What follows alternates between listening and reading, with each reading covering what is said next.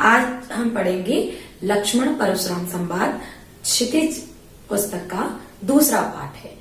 तो सबसे पहले हम यह जो संवाद है वह रामचरितमानस से है और उसके रचयिता है तुलसीदास जी। तो तुलसीदास जी के विषय में जान लेते हैं। आइए देखिए। तुलसीदास जी, इनका जन्म संवत 1589 और इसको सन में देखेंगे तो 57 साल इसमें से घटा दीजिएगा तो लगभग 1532 हो जाएगा। मृत्यु संवत 1680। इनका जो जन्म स्थान है उत्तर प्रदेश की बांदा जिले का राजापुर गांव माना जाता है। कहां पे? उत्तर प्रदेश के बांदा जिले का राजापुर गांव। इनके पिता का नाम था आत्माराव दुबे और माता का नाम था हुरसी। अब वो इसके बारे में कवितावली में इन्होंने वर्णन भी किया है कि माता पिता जग जाहे तजो, माता पिता ने संसार में जिसको त्याग कर दिया, विदहू न लख्यो कछु भाल भलाई, विधि ने भी, उस विधाता ने भी उसके भाग्य में कुछ भी अच्छा नहीं लिखा। गुरु नर हरिदास जी इनके गुरु थे और पत्नी का नाम था रत्नावली। ये भी बड़ी विदुषी महिला थी लेकिन इनकी दाम्पत्य जीवन ज्यादा दिनों तक नहीं चल सका और वह गृह त्याग करके घूमते घूमते अयोध्या पहुंच गए, जहां संवत 1631 में रामचरितमानस की रचना प्रारंभ की और बाद में अंतिम समय में ये काशी पहुंच गए थे, जहां जीवन के अंतिम दिनों में इन्होंने हनुमान वाहक नामक रचना लिखी और जिसमें उनकी बाजू के दर्द से निवारण के लिए हनुमान जी से इन्होंने प्रार्थना की थी कि वह राम सीता तक इनकी चिट्ठी पहुंचा दें, उनकी याचना को पहुंचा दें। इनकी मुख्य रचना रामचरितमानस, विनय पत्रिका, दोहावली, गीतावली, कवितावली, रामाज्ञा प्रश्न, बरवई रामायण, जानकी मंगल, पार्वती मंगल, रामलला नहचू, वैराग्य संदीपनी, कृष्ण गीतावली आदि इनकी रचनाएं हैं। और इनकी कुछ रचनाएं ब्रजभाषा में हैं, जिनमें जैसे जिनके पीछे गीतावली, कवितावली, दोहावली और विनय पत्रिका आदि ये जो रचनाएं हैं ये ब्रजभाषा में है और रामचरितमानस इनकी अवधी भाषा में लिखी गई है। तुलसी आदर्शवादी कवि हैं। इन्होंने प्रत्येक जो रिश्ते हैं उनके आदर्श प्रस्तुत किए हैं और ये अवधी और ब्रज भाषा के पंडित थे। दोनों ही भाषाओं में इन्होंने श्रेष्ठ रचनाएं लिखी हैं। तो इस तरह से तुलसीदास जी के विषय में हमने पढ़ा। अब हम पढ़ते हैं लक्ष्मण परशुराम संवाद, क्योंकि तुलसीदास जी के विषय में भी कवि परिचय आएगा 3 नंबर का, तो आपको ये सारी चीजें में इनके बारे में लिखनी है। सीता का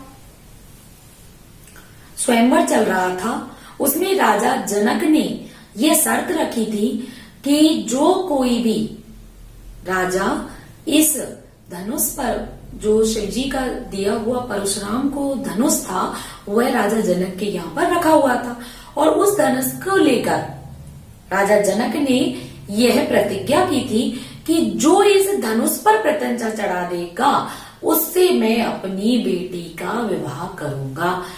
अब राम ने जैसे ही धनुष उठाया और वह धनुष टूट गया। जैसे ही परशुराम को ये पता चली तो वो क्रोधित होते हुए सभा में आए और वहां आकर उन्होंने पूछा कि मेरा ये धनुष किसने तोड़ा। वो बहुत क्रोध में थे। तो राम, जो कि विनयी स्वभाव के लिए जाने जाते थे, तो राम आगे आए और उन्होंने कहा कि नाथ संबोधन, यानी शिव जी का धनुष भंजने आ रहा यानी तोड़ने वाला, होय केऊ एक दास तुम्हारा। आयस कहा कही किन मोही, आप मुझसे कोई किन माने क्यों, आप मुझे कोई आज्ञा क्यों नहीं देते या आप मुझे आज्ञा दीजिए। सुन रिसाई बोले मुनि कोई, मैं प्रस्तुत हूं, आपका दास हूं, आप मुझे आज्ञा दीजिए। तो सुनते ही परशुराम क्रोधित हो गए। वो कहते हैं कि सेवक जो सो करे सेवकाई। राम जो सेवक तो वही है जो सेवकाई करे या सेवा करे, लेकिन मेरा धनुष तोड़ना एक शस्त्रों की करनी जैसा है। अरे माने शस्त्रों करनी, करे करे लड़ाई यानी लड़ाई। उसने शत्रु जैसी, दुश्मन जैसी करनी करके लड़ाई का कार्य किया है। तो नाथ शंभु धनु भंजनिहारा, हो यही केऊ एक दास तुम्हारा। राम सिया राम जय जय राम। नाथ शंभुधन भंजनिहारा, हो यही केऊ एक दास तुम्हारा। राम सिया राम जय। आयसु कहा कहे किन मोही, सुनि रिसाई बोले मुनि को ही। आज्ञा दीजिए, आप मुझे आज्ञा क्यों नहीं देते? सुनि रिसा, और सुनते परशुराम बिल्कुल क्रोध में हो गए। सेवक सो जो करे सेवकाई, सेवक तो वो है जो सेवा करे। अरे करनी करे लड़ाई, उसने तो अरे करनी यानी दुश्मन जैसी करनी करके लड़ाई का कार्य किया है। सुनहु राम जेहि शिव धनु तोरा, सुनो राम जिसने शिव जी का धनुष तोड़ा है। सहस बाहु समसो रिप मोरा, सहस्त्र बाहु जिससे परशुराम की शस्त्रता थी और जिन्होंने उनका वध किया था, वो सहस्त्र हजार भुजाओं वाले शस्त्रों के समान है। सो बिलगाओ, उसको बिलगाओ माने अलग कर दो, उसको सभा से अलग कर दो। विहाय समाज आए, इस राजाओं के समाज से बिल्कुल उसको अलग करो। नात मारे जे हई, ये सभी राजा, ये सभी जो भी यहाँ उपस्थित हैं, सब राजा मारे जाएंगे, मैं सबका वध कर दूंगा। सो बिलगाहु बिहाई समाजा, नात मारे जे हई सब राजा। तो नहीं तो सभी राजा मारे जाएंगे। सुने मुनि वचन लखन मुस्काने, अब लक्ष्मण राम के पास ही खड़े हैं और मुनि के इस तरह क्रोध में वचनों को सुनकर लक्ष्मण मुस्कुराने लगते हैं। बोले परशुधरहि अवमानी, परशुधर ने परशुराम जी के अवमानी यानी उनकी अपमान करते हुए बोले। बहु धनुई, धनुई यानी छोटे धनुष, बहु धनुई तोरी लड़काई, हमने तो लड़कपन में बहुत सारे धनुष तोड़ दिए। काबहु न असिरिस कीनी गुसाई, और हमारे गुरुदेव ने कभी भी हमसे क्रोध रिस नहीं किया। यही धनु पर ममता के हेतु, और पता नहीं इस धनुष पर आपकी ऐसी क्या ममता है कि धनुष टूट जाने पर आप इतने क्रोधित होते हैं। सोने रे साई के भृग कुल केतु, इतने में परशुराम जी क्रोधित सुनकर हो गए। रे नृप बालक कालवश, अरे राजा के पुत्र तू कालवश, बोलत रे नृप बालक कालवश, बोलत तोई न समार। हे राजा के पुत्र तू बोलता समान सबल के नहीं बोलता है। धनुई समुद्र पुरार धन, और क्या भगवान शिव जी का धनुष तुम्हें धनुई यानी छोटे से धनुष के समान लग रहा है? तो धनुई सम त्रिपुरार धनु विदित सकल संसार। सारा संसार जानता है कि वह शिव जी का धनुष था, वो शिव जी का मेरे लिए दिया हुआ वरदान की तरह था, और वह धनुष तुम लोगों ने तोड़ दिया और तुम कहते हो वो धनुई था।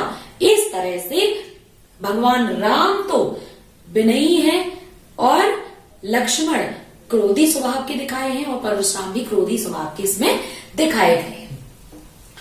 ये सीता स्वयंवर के बाद धनुष टूटने के बाद जो धनुष टूट जाता है तो उसका परशुराम जी क्रोध करते हैं, उसका बड़ा सुंदर वर्णन इसमें किया गया है।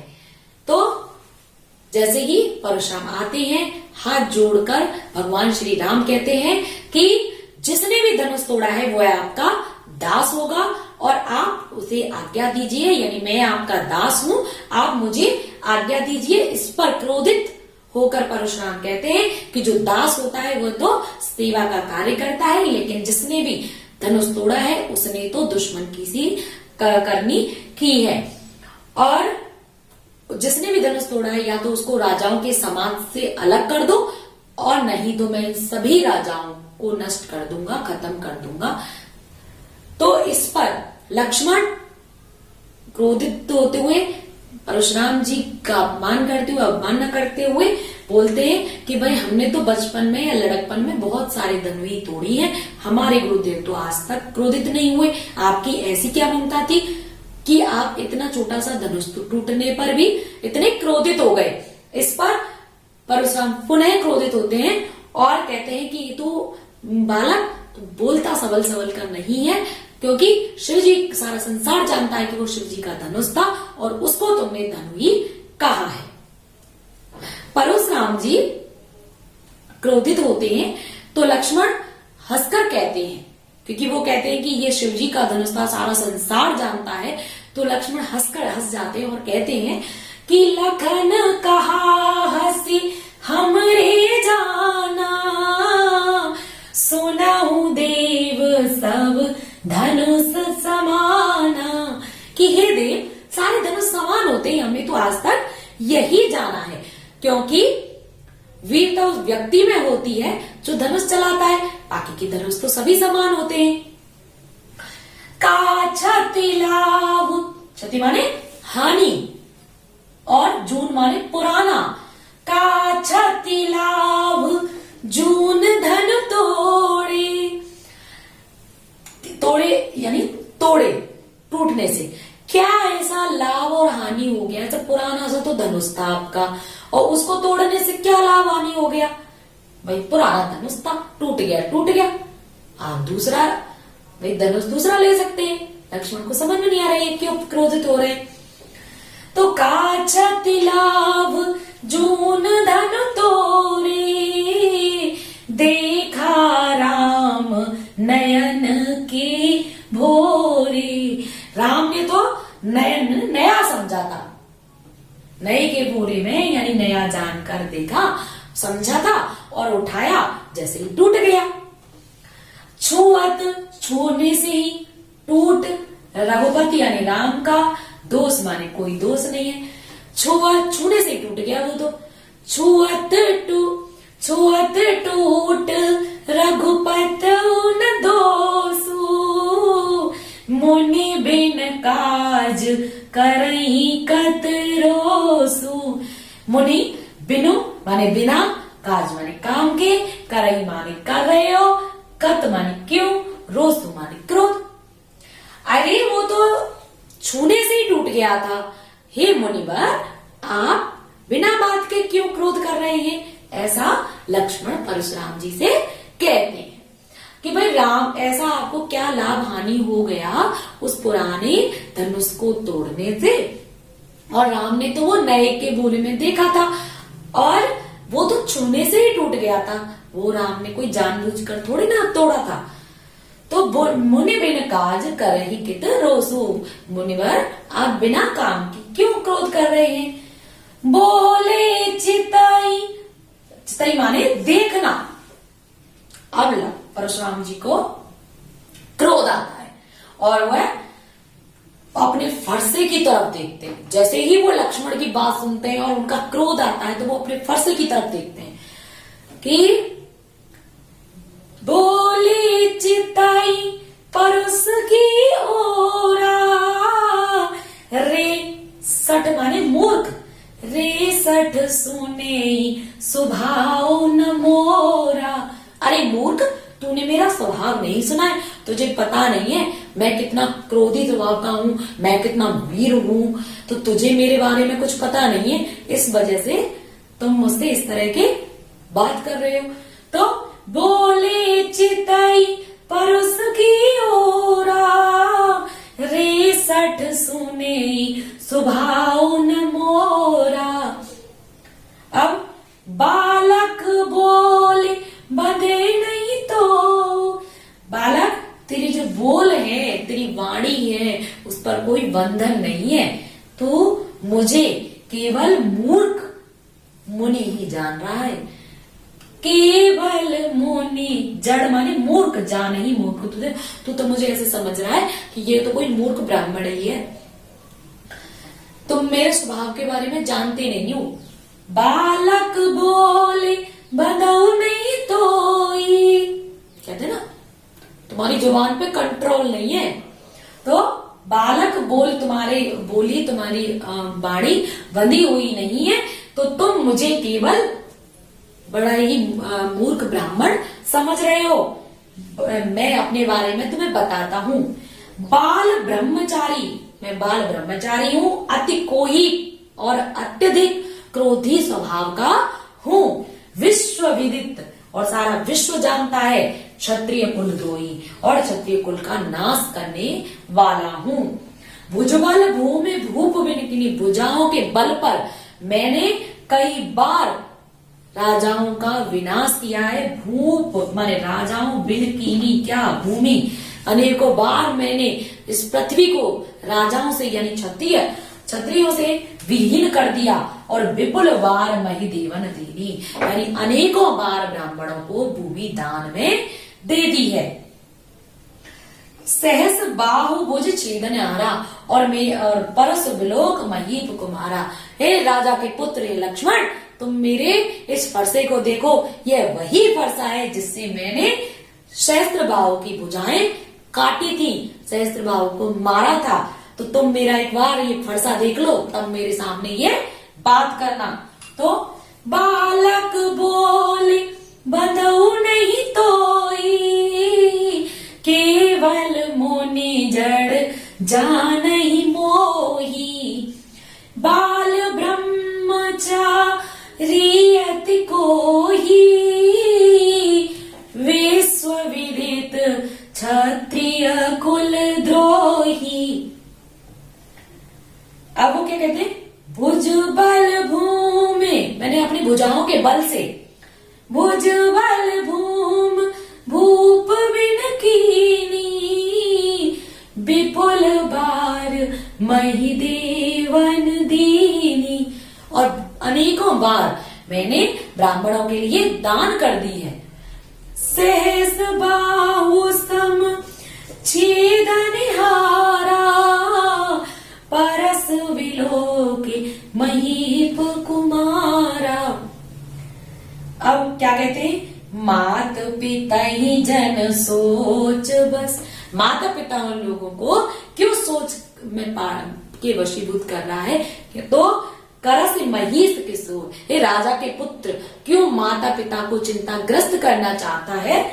गर्वन की अरस मोर अतिघोर, मेरा जो फरसा है बहुत ही अत्यधिक घोर विनाशकारी है, और इसके कारण गर्भ के भी अर्भक यानी बच्चे, दलन यानी उनका वो नष्ट हो जाते हैं, गर्भ के बच्चे तक नष्ट हो जाते हैं। ऐसा मेरा फरसा है, बहुत ही विनाशकारी।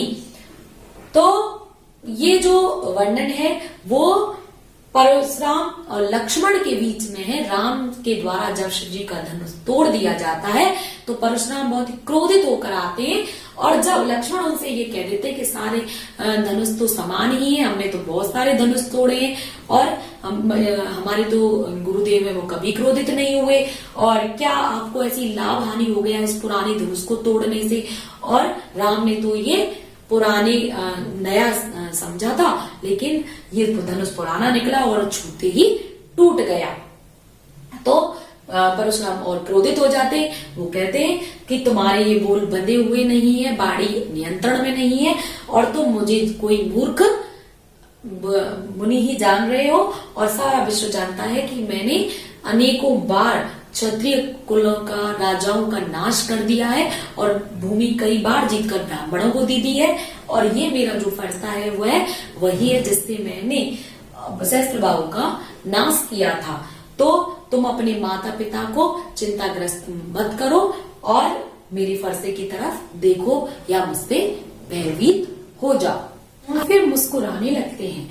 बेहस लखन बोले मृदु वाणी, हंसते हुए मुस्कुराते हुए लक्ष्मण मृदु गंभीर वाणी में, मीठी वाणी में बोलने लगे। अहो मुनीस महाभट मानी, हे मुनि श्रेष्ठ, मैंने आपको महान योद्धा मान लिया है, क्योंकि वह आप स्वयं ही कह रहे हैं। पुण्य पुण्य मोहे दिखाव कुठारू, आप मुझे अपना कुठार दिखा रहे हैं, फरसा दिखा रहे हैं। चहत उड़ावन फूके पहाड़ू, आप तो फूक के से पहाड़ उड़ाना चाहते हैं, क्योंकि आप मुझे बहुत छोटा समझ रहे हैं और अपने को महान योद्धा वीर समझ रहे हैं। यहाँ कुंभड़वतिया कोई नहीं, यहाँ छुई मुई का पौधा कोई नहीं है, जे तर्जनी देख मर जाए। छुई मुई के पौधे की तरफ तर्जनी मुली करते हैं तो वो कुंभला जाता है। तो उन्होंने कहा है कि मैं यहाँ पर, अगर आप समझ रहे हो कि कोई कुंभड़वतिया है यानी छुई मुई का पौधा है, तो यहाँ पर ऐसा कोई नहीं है, यानी यहाँ पर आपके सामने वाले भी अपने आप में वीर योद्धा है। देख कुठार सरासर बाना, आपका ये वज्र या आपका ये फरसा या सरासर यानी आपके और धनुष और बाण, सरासर माने बाण और बाण माने वाण। तो मैं कछु कहा सहित अभिमाना, मैंने जो कुछ भी अभिमान पूर्वक कहा वो इसलिए कहा कि आपके पास कुठार, सरासन और बाना था, धनुष बाण और कुठार था, फरसा था। भृगुसुत समझ जनेऊ बिलोकी, लेकिन जब मैंने आपको समझा कि आप भृग मुनि के वंशज हैं, परशुराम जी हैं, ब्राह्मण हैं, और आपका जनेऊ जब देखा, आपको ब्राह्मण समझा, तो मैं जो कछु सहू, जो कछु कहू सहू रिस रोकी, यानी जो भी आप कुछ कहेंगे मैं उसको क्रोध को रोक कर, रिस्क को रोक कर मैं उसको सुनूंगा। सुर महिसुर हरिजन और गाई, सुर माने देवता, महिसुर माने ब्राह्मण, हरिजन माने भक्त, और गाई यानी गाय, यानी देवता, ब्राह्मण, ईश्वर के भक्त और गाय को, पर हमारे कुल में, हमरे कुल इन पर न सुराई, सुराई माने वीरता, यानी हमारे कुल में, हमारे वंश में इन पर वीरता का प्रदर्शन नहीं किया जाता है। बंधे पाप, अगर हम बंध गए यानी हम उनसे हार गए तो पाप लगेगा, क्योंकि हमारा कुल वीरों से भरा हुआ है और वीरता के लिए जाना जाता है। अब कीरत अपयस होगा हारने पर, अगर हम बंध जाएंगे तो पाप लगेगा, हार जाए, और अगर उनको हरा देंगे तो अपयस होगा, क्योंकि हमारे जो कुल है उसमें देवता, ब्राह्मण, ईश्वर भक्त और गाय पर अपनी वीरता का प्रदर्शन नहीं करते। मारत हूँ पाप परिहे तुम्हारे, और इसीलिए आप ब्राह्मण हैं और हमारे कुल में ब्राह्मणों का शक्ति प्रदर्शन नहीं किया जाता, वीरता का प्रदर्शन नहीं किया जाता, इसीलिए आप जो कुछ भी कहेंगे तो भी मैं आपके पैरों में पड़ूंगा। कोट कुलिस सम वचन तुम्हारा, व्यर्थ धरहूं धनवान कुठारा, तुम्हारे तो वचन ही कुलिस, कोट माने करोड़ों, कुलिस कठोर, फरसे के समान, कुलिस सम वचन तुम्हारा, करोड़ों फरसों के समान, यानी बहुत कठोर आपके वचन है। व्यर्थ धरहु धनु बाण कुठारा, आप तो व्यर्थ ही धनुष बाण और कुठार रखते हैं, क्योंकि आपके तो वचन ही इतने कठोर हैं। जो विलोक अनुचित कहो, मैंने तो आपका जो वेश था, आपने कुठार धारण कर रखा था, आपने धनुष बाण लिए हुए थे, उस वेश को देखकर मैंने जो कुछ भी अनुचित कह दिया हो, गलत कह दिया हो, क्षमहु महामुनि धीर, हे महामुनि धैर्य के साथ मुझे आप क्षमा कर दीजिए। सुन सरोस, क्रोध के साथ, ऐसा सुनकर क्रोध में भृगुवंश मुनि यानी भृगु ऋषि के वंशज यानी परशुराम बोले गिरा गंभीर, गिरा माने वाणी में, और गंभीरता से धैर्य के साथ वाणी को गंभीर करके बोले। तो इसमें अनुप्रास, उत्प्रेक्षा और परिकर अलंकार का इसमें प्रयोग हुआ है। और जो लक्ष्मण ने उनको व्यंग में जो बातें कही हैं कि आपके तो वचन ही इतने कठोर हैं कि आप तो बाण और धनुष बाण कुठार आदि मत रखा करिए, और आपके सामने जो भी है वो है भी बस इसलिए आपसे क्षमा मांग रहे हैं, या आपके सामने नहीं ज्यादा वीरता का प्रदर्शन कर रहे क्योंकि आप ब्राह्मण हैं। आगे परशुराम क्या कहते हैं देखिए। आइए, राम लक्ष्मण परशुराम संवाद में जब लक्ष्मण के व्यंग चल रहे होते हैं तो परशुराम बहुत क्रोधित हो जाते हैं। अब लक्ष्मण से बात करने के बजाय वो अपने उनके गुरु जो उनके साथ वहां उपस्थित थे विश्वामित्र से संबोधित करके कहते हैं कि इस नादान बालक को समझा लीजिए। तो कहते हैं, कौशिक सुनाहु मंद यही बालक। कौशिक, विश्वामित्र, यह जो बालक है ये मंद बुद्धि है, कुटिल काल वश निज कुल घालक, और ये काल के वश में अपने कुल का नाश करने वाला है, और ये बहुत ही कुटिल यानी उद्दंड प्रवृत्ति का है और काल के वश में है, अपने कुल का नाश करने वाला है। भानुवंश, ये सूर्य वंश का है, देखिए राकेश कलंक ऊपर, राकेश चंद्रमा के कलंक के समान ये बालक है, निपट बिल्कुल ही निरंकुश है, इस पर कोई अंकुश नहीं है, उद्दंड है, और अवध असंकु, अवध के लिए शंका पैदा करने वाला है या अवध का नाश करने वाला है। काल कवल होए छन माई, किसी काल कवल होए, काल के वश में होके या किसी भी समय ऐसा मुझसे हो जाए, क्षण उस किसी भी क्षण में कहो पुकार खोर मोहि नाई, ये तो काल के वश में है, लेकिन ऐसा मुझसे हो जाए कि मैं इसका नाश कर दूं तो कहे पुकार खोर माने दोष, मुझे दोष मत देना, क्योंकि इसके वचन इस तरह के हैं कि ये काल के वश में लग रहा है। तुम हटको माने रोकना, जो चाहो उबारा, तुम इसे रोको अगर तुम इसे उबारना चाहते हो या बचाना चाहते हैं। कहे प्रताप बल रोष हमारा, और इसको हमारा प्रताप, हमारी वीरता, हमारे क्रोध के विषय में इसको बता दीजिए। अब तब तक विश्वामित्र जी कुछ बोलते, लक्ष्मण बीच में बोल जाते हैं, लखन कहो मुनि सुजस तुम्हारा यश तुम्हारा, यानी आप ये क्या बताएं, उससे पहले आप और बता दीजिए। तुम ही अछत को वर्णन पारा, अछत में छोड़कर वर्णन बन नहीं पा रहा, यानी वर्णन कर पाएगा। अरे मुनिवर आप ही बता दीजिए अपना ये सुजस, अपनी वीर गाथाएं, क्योंकि आपसे अच्छा, अछत माने आपको छोड़कर बढ़ नहीं पा रहा, कौन वर्णन कर पाएगा। अपने मुंह तुम आपन करनी, अभी तक आपने अपनी ये गाथा अपने मुंह से ही वर्णन की है। अपने मुंह तुम आपन करनी, अपनी बड़ाई आप स्वयं ही अपने मुंह से कर रहे हैं।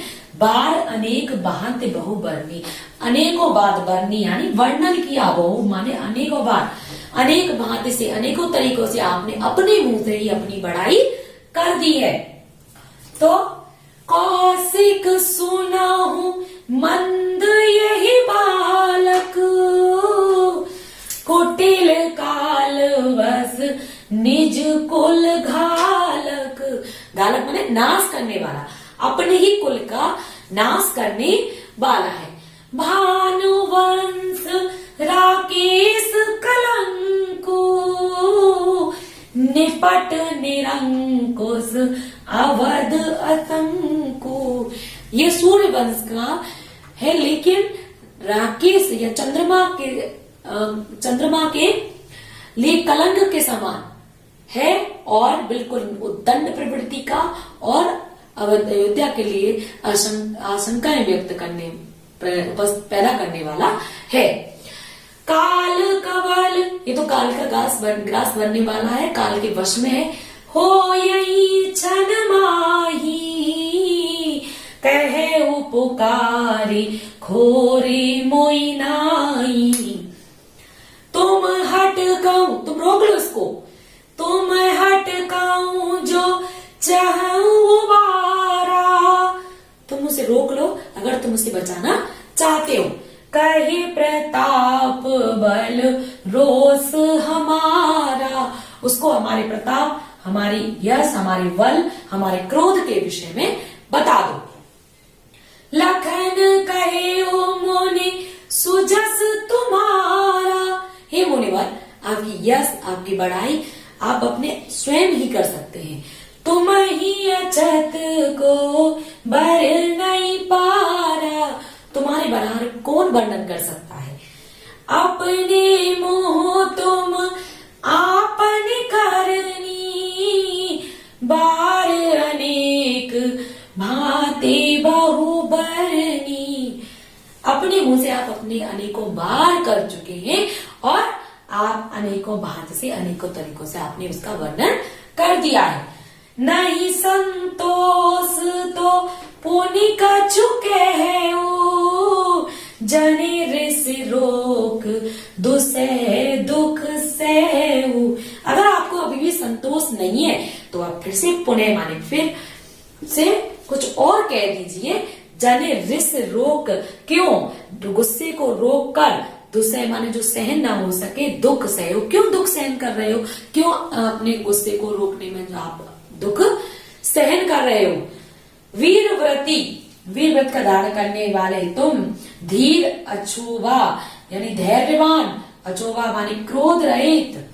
आप तो वीर हो, योद्धा हो और धैर्यवान हो। ये व्यंग में कहते हैं अछूबा, यानी बिल्कुल भी क्रोधी स्वभाव की नहीं हो।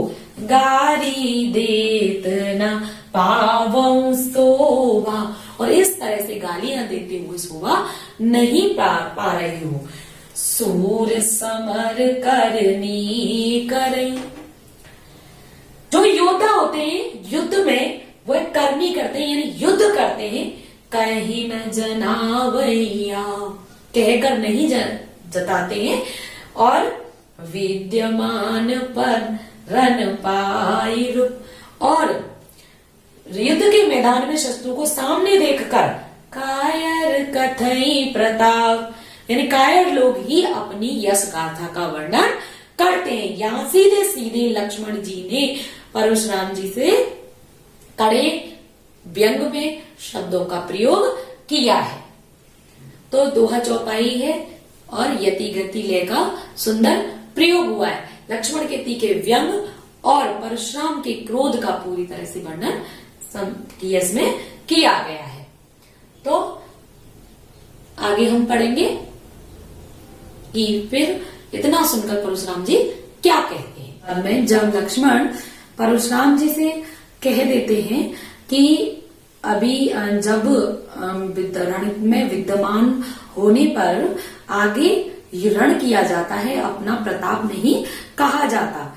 फिर उन्होंने कहा तुम तो काल हाँक जन लावा, और तुम्हें तो ऐसा लग रहा है मानो कि काल हाँक कर ले आया हो, इसलिए बार बार मोह लाग बुलावा, इसलिए बार बार मुझे बुला रहे हो या अपना फरसा दिखा रहे हो। सुनत लखन के वचन कठोरा, परस सुधार धरे कर घोरा। इतने में ऐसे लक्ष्मण के कटु वचन सुनकर परशुराम जी ने अपना फरसा सुधार लिया या अच्छे से पकड़ लिया और प्रहार करने धरे कर घोरा, और मजबूती से प्रहार के लिए तैयार हो गए। अब जन दे ही दोष मोहि लोगो, अब सभी लोग भले ही मुझे, जन माने मत, दे दोष, अब लोग मुझे दोष बिल्कुल भी मत देना। कटुबादु बालक वध जोगी। कटु वचन बोलने वाले इस बालक का वध जोगु माने वध का योग मेरे हाथों से ही है। बाल विलोक बहुत में बाचा माने बचाया। बालक जानकर मैंने इसको अभी तक बहुत बचाया। अब यह मरने वाला भाग माने है सांचा। अब ये ये सच्चाई है कि अब ये मरने चाहता है। कौशिक कहा क्षमीय अपराधु। कौशिक यानी विश्वामित्र ने कहा क्षमा करो, अपराध को क्षमा करो। बालक दोष गुण गणहीन साधु। बालक के गुण दोषों को साधु सज्जन व्यक्ति नहीं गिनते हैं। तो तुम तो काल हाक जनु लावा, बार बार मोए लागी बोलावा। सुनत लखन के वचन कठोरा, परस सुधार धरई कर घोरा। हमने भीषण परसा संभाल के रख लिया। अब जन दे दोष मोहि लोगु। जन माने मत। अब जन दे दोष मत लोगु। अब मुझे बिल्कुल भी दोष मत देना। कटुवादी बालक वध जोगु। इस कड़वे वचन बोलने वाले बच्चे का योग मेरे हाथों से है। बाल विलोकी बहुत में बाचा। बाल विलोक बच्चा जानकर देखकर मैंने इसको बहुत बचाया है। अब ये उमर ने हार भात साचा। पर अब ये मरने वाला है, ये बात भी सच है। कौशिक कहा क्षमीय अपराधु, बाल दोष गुण गणहीन साधु। कौशिक विश्वामित्र कह रहे हैं कि इनका अपराध क्षमा कर दो, क्योंकि बच्चों के गुण दोष साधु व्यक्ति नहीं गिनते हैं और उनको अपराध क्षमा कर देते हैं। खर कुठार में अकुरन को ही, मैं दुष्ट हूं और कठोर भी हूं और अकुरन यानी करुणाहीन भी हूं, क्रोधी भी हूं। आगे अपराधी गुरुद्रोही। तो मैं मूर्ख हूं, दुष्ट हूं और कठोर भी हूं और अकरुण भी हूं यानी करुणाहीन भी हूं, क्रोधी भी हूं और आगे अपराधी गुरुद्रोही। आगे अपराधी भी खड़ा है जो मेरे गुरु का द्रोह यानी गुरु का अपमान करने वाला है, शिव जी का अपमान करने वाला है। उत्तर देत छोड़ू बिन मारे। अब मैं इसको ये इतने बातें भी कर रहा है, बात का उत्तर भी दे रहा है, फिर भी मैं इसको बिना मारे छोड़ रहा हूं। केवल कौशिक सील तुम्हारे। केवल विश्वामित्र जी आपके शील, आपकी विनम्रता के कारण, आपके व्यवहार के कारण मैं इसको छोड़ रहा हूं। नात यही काटे कुठार कठोरे, गोरई उड़न होते श्रम थोरे। नहीं तो मैं इसको यही कुठार से काट देता और थोड़े से श्रम में ही मेरे गुरु का ऋण उतर जाता। गद सुन कह हृदय हस। गद के पुत्र यानी विश्वामित्र इतना सुनकर मन ही मन हंसने लगे या मुस्कुराने लग गए। मुने ही हरि हरि सूझ। मुनि को हरा ही हरा दिख रहा है, यानी उन्होंने बहुत सारे क्षत्रियों का नाश कर दिया, तो उनको सभी क्षत्रिय एक समान लग रहे हैं, क्योंकि राम और लक्ष्मण महाप्रतापी हैं। ऐसा ये अभी समझ नहीं पा रहे। अयमय ये लोहे का बना हुआ है, खाड़ न ऊख में। यह लोहे के बना खंड यानी तलवार है, न कि ईख की बनी खाड़ है। अजौ न बूझ अबूझ। अभी भी ये समझ नहीं पा रहे, अबूझ यानी अज्ञानी इस बात को नहीं समझ पा रहे, क्योंकि इनके सामने कोई कायर व्यक्ति या सामान्य क्षत्रिय न खड़ा होकर महापराक्रमी वीर योद्धा खड़े हुए हैं। आगे देखते हैं, मैंने अभी तक इसको छोड़ रखा है। तो लक्ष्मण जी कहते हैं कि कहेउ लखन मुनि शील तुम्हारा, कि लक्ष्मण कहते हैं ये मुनि, शील माने आचरण, कौन नहीं जान विदित संसार, कौन नहीं जानता है सारा संसार आपको, आपसे विदित है या परिचित है, आपके बारे में जानता है। माता पिता और इन वहे नीके, माता पिता का ऋण तो आपने बहुत भली भांति चुका दिया। नीके माने अच्छी तरह से। घोर ऋण रहा सोच बड़े जी के, जब परशुराम ने लक्ष्मण जी से कहा था कि मुझे कम ही समय में गुरु का ऋण उतारने को मिल जाएगा, तो तब उन्होंने कहा कि गुरु ऋण रहा सोच बड़े जी के, यानी गुरु का ऋण अभी रह रहा है जो आप पर सोच बढ़ा रहा है। आपके हृदय में ये सोच है कि आपके गुरु का ऋण बढ़ रहा है। सो जन हमरे माथे काढ़ा, तो इसीलिए वो आप हमारे माथे डाल रहे हो। दिन चल गए ब्याज बढ़ बाढ़ा, और दिन निकलते जा रहे हैं, उनका ब्याज बढ़ता जा रहा है। अब आनिए, अब लाइए व्यवहारिया बोली, हिसाब किताब करने वाले को बुला लाइए। तुरंत देव में थैली खोली। आप उस बात पर आइए जो हिसाब किताब करने वाली बात है, यदि मैं तुरंत हिसाब किताब बराबर कर देता हूं, क्योंकि गुरु का ऋण कब चुकेगा, जब आप मुझे मारोगे, और इसीलिए युद्ध के लिए तैयार हो जाओ। एक तरह से लक्ष्मण ने उन्हें ललकार दिया। सुन कट माने कठोर, वचन कुठार सुधारा, इतने कठोर वचन सुनकर परशुराम ने अपने कुठार को सुधार लिया। हाय हाय सब सभा पुकारा, पूरी सभा में चीत्कार मच गया।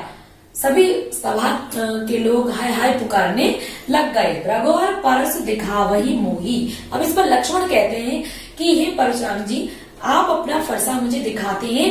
विप्र विचार बचऊ नृप दोई, क्षत्रिय कुल नृप दोई यानी राजाओं का नाश करने वाला, मैं तुम्हें अभी तक ब्राह्मण समझकर छोड़ रहा था। मिले न कबहू सुभट रण गाड़े, तुम्हें कभी भी युद्ध के मैदान में सुभट रण यानी अच्छे योद्धा सामने नहीं मिले हैं। द्विज देवता घर ही के बाड़े, ब्राह्मण देवता तो घर के ही बड़े हैं, अर्थात अभी आपका सामना किसी योद्धा से, महान योद्धा से नहीं हुआ है जो आपका सामना कर सके। अनुचित कहे सब लोग पुकारे, रघुपत सैनई लखन निवारे, सभी अनुचित कहने लगे कि लक्ष्मण से कहने लगे ऐसे मत बोलिए, ऐसे वचन मत बोलिए। रघुपत सैनई, इस सहारे से लखन निवारे माने रोक दिया। भगवान राम ने लक्ष्मण को संकेत के माध्यम से रोक दिया। लखन उत्तर आहुति सरस, लखन के जो उत्तर थे वो अग्नि में आहुति के समान थे, और रघुवर कोप कृषाम, और परशुराम जी का क्रोध अग्नि के समान था। और जैसे ही लक्ष्मण अपने उत्तर रूपी आहुति उसमें डालते तो परशुराम जी का क्रोध और बढ़ जाता। बढ़त देख जल सम वचन, और जब क्रोध रूपी परशुराम जी की क्रोध रूपी अग्नि बढ़ रही थी, तब जब भगवान राम बोले और उनके वचन जल के समान शीतल थे। बोले रघुकुल बान, मैंने रघुकुल के सूर्य यानी भगवान राम बोले तो उनके वचन जल के समान थे। तो इस तरह से लक्ष्मण परशुराम संवाद हुआ। आइए एक बार और देख लेते हैं कि कहे लखन मुनि सील तुम्हारा, लक्ष्मण कह रहे हैं कि तुम्हारा आचरण को नहीं जान विदित संसारा, विदित माने जानता है पूरा संसार।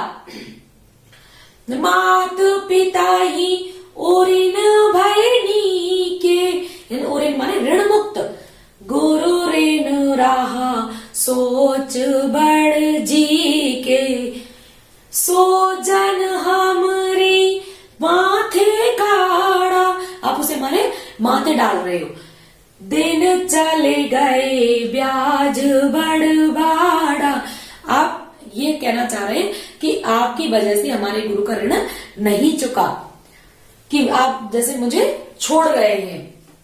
अब आनिया व्यवहरिया बोली, तुरत देव में थैली खोली। आ जाओ कि हिसाब किताब कर लेते हैं, मैं थैली खोल रहा हूं, यानी कहने का मतलब मैं युद्ध के लिए तैयार हूं, आप मुझे यूं ही मत छोड़िए।